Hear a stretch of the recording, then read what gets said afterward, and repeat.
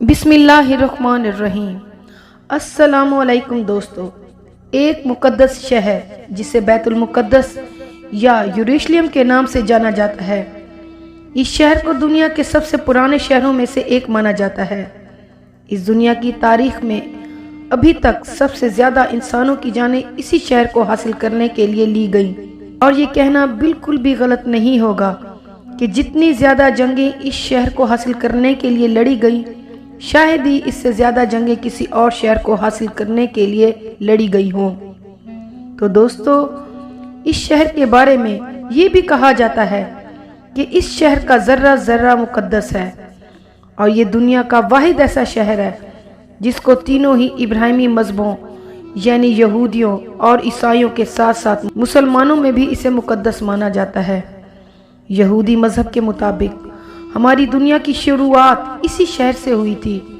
इसके साथ साथ हज़रत इब्राहिम अलैहिस्सलाम ने अपने बेटे की कुर्बानी की तैयारी भी इसी शहर से शुरू की थी।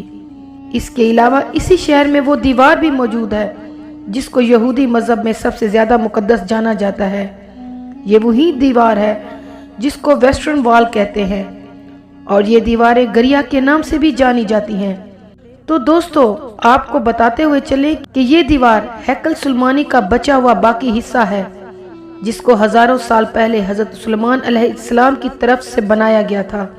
और इसके साथ ईसाइयों का मानना है कि इसी शहर में हजरत ईसा अलैहिस्सलाम की पैदाइश की जगह मौजूद है, बल्कि यही वो शहर था जिस पर ईसा अलैहिस्सलाम को सूली पर चढ़ाया गया था। और अगर बात करें मुसलमानों की, तो इस शहर में अक्सा नाम की एक वो मस्जिद मौजूद है जिसको इस्लाम मज़हब में तीसरी सबसे मुकद्दस जगह माना जाता है।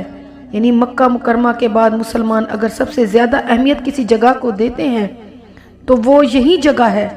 इसके अलावा मुसलमानों के लिए ये शहर किबला अव्वल भी रहा है, क्योंकि काबा से पहले मुसलमान इसी शहर की तरफ मुँह करके नमाज पढ़ा करते थे। दोस्तों, हमारे आखिरी पैगंबर हज़रत मोहम्मद सल्लल्लाहु अलैहि वसल्लम ने जब मिराज का सफ़र किया था, तो यही वो शहर था जहां अक्सा के अंदर पैगंबर हज़रत मोहम्मद सल्लल्लाहु अलैहि वसल्लम ने सभी नबियों की इमामत की थी। इसके अलावा हज़रत सुलेमान अलैहिस्सलाम और हज़रत दाऊद अलैहिस्सलाम जैसे बहुत सारे बड़े बड़े नबियों की कब्रें भी यहाँ पर मौजूद हैं, जो शहर की अहमियत और भी ज़्यादा कर देती हैं। तो दोस्तों, शायद यही वजह थी कि हिस्ट्री में इस शहर को हासिल करने के लिए मुसलमान और ईसाइयों के दरमियान एक के बाद एक कई जंगें लड़ी गईं। मुसलमान और ईसाइयों की ये जंगें कई सदियों तक चलती रहीं। क्या आप जानते हैं आखिर इस शहर की शुरुआत कैसे हुई? आज से तकरीबन 7000 साल पहले जो इस शहर के अंदर इंसानी आबादी हुआ करती थी, जो इस शहर को पुराने शहरों में से एक शहर बनाती है। इस शहर को सबसे पहले हज़रत दाऊद अलैहिस्सलाम ने फतह किया था। ये वही दाऊद अलैहिस्सलाम हैं जिन्हें यहूदी और ईसाई मज़हब में डेविड के नाम से जाना जाता है। दाऊद अलैहिस्सलाम ने इस शहर को फतह करने के बाद इसको अपनी सल्तनत की राजधानी बनाया। हज़रत दाऊद अलैहिस्सलाम ने इस इलाके पर 33 साल तक हुकूमत की थी, जिसके बाद उनकी हुकूमत उनके बेटे हज़रत सुलेमान अलैहिस्सलाम के पास चली गई। हज़रत सुलेमान अलैहिस्सलाम वही हैं जिनको सोलोमोन के नाम से भी जाना जाता है।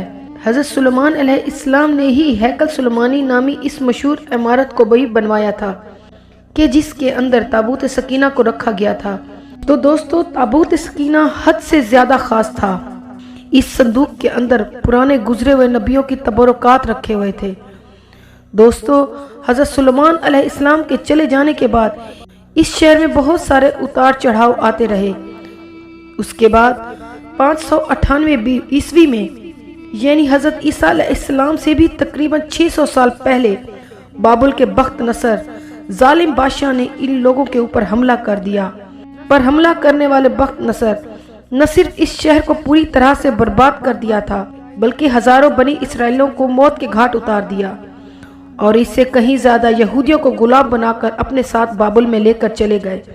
शहर की इस तबाही में हैकल सुलेमानी नामी वो मशहूर इमारत भी पूरी तरह तबाह बर्बाद हो गई थी, और इस इमारत के अंदर मौजूद ताबूत सकीना का वो मुकद्दस संदूक تو ایسے غائب ہو گیا کہ جس کا پتہ آج تک کسی کو بھی نہیں چل سکا۔ پھر جیسے جیسے وقت گزرتا رہا، پھر کچھ سالوں بعد 539 عیسوی میں سائرس دی گریٹ نامی ایک ایرانی اور نہایت ہی بے رحم دل بادشاہ نے بابل پر بھی حملہ کر دیا۔ سائرس دی گریٹ نے نہ صرف بابل کو فتح کیا بلکہ ان یہودیوں کو بھی آزاد کر کے ان کو اپنے وطن جانے کی اجازت دے دی تھی۔ یہ لوگ نہ صرف اپنے وطن میں واپس ہوئے بلکہ انہوں نے سائرس دی گریٹ کی مدد سے اس مشہور عمارت کو پھر سے بنوا لیا جس کو ہیکل سلیمانی کے نام سے جانا جاتا تھا، اور وقت نے اپنے آپ کو ایک بار پھر سے بدل ڈالا، اور 17ویں عیسوی میں وہ اس دور کی سب سے طاقتور سلطنت یعنی رومن سلطنت نے یروشلم شہر پر حملہ کر دیا۔ رومن شہنشاہ یعنی ٹائٹل جب شہر میں داخل ہوا تو اس کی فوجوں نے پورے شہر میں آگ لگا دی، اور اس کے ساتھ ہی ہیکل سلیمانی نامی اس عمارت کو بھی پوری طرح سے پھر سے برباد کر دیا۔ وقت جیسے جیسے گزرتا گیا ویسے ویسے یہودیوں کا رومن امپائر کے اندر رہنا اور بھی زیادہ مشکل ہوتا گیا۔ 135 عیسوی میں جب یہودیوں نے رومن سلطنت کے فوجیوں کے خلاف بغاوت کرنے کی کوشش کی تو رومن فوجیوں نے اس بغاوت کے جرم میں اس پورے شہر پر ہل چلا کر اس کو ویران کر دیا، اور اس کے ساتھ دوستو یہودیوں سے حد سے زیادہ نفرت کی وجہ سے رومن لوگوں نے اب اس اہم جگہ پر کوڑا اور گندگی ڈالنا شروع کر دیا جہاں پر کسی دور میں ہیکل سلیمانی ہوا کرتا تھا، یعنی یہودیوں کی سب سے پاک جگہ۔ یہ شہر کئی صدیوں تک ویران رہا اور آخر کار 638 عیسوی میں مسلمانوں کے دوسرے خلیفہ یعنی حضرت عمر رضی اللہ تعالیٰ عنہ نے اس شہر کو رومن امپائر سے فتح کر لیا۔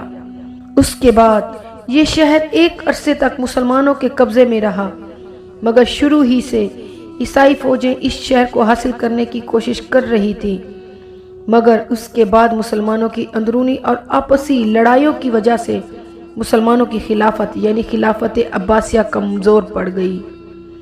1099 عیسوی میں عیسائی شہر یروشلم کو ایک بار پھر سے حاصل کرنے میں کامیاب ہو گئے، مگر شہر کو ابھی عیسائیوں کے کنٹرول میں گئے ہوئے ابھی چند ہی سال ہوئے تھے کہ صلاح الدین ایوبی ابھر کر سامنے آئے۔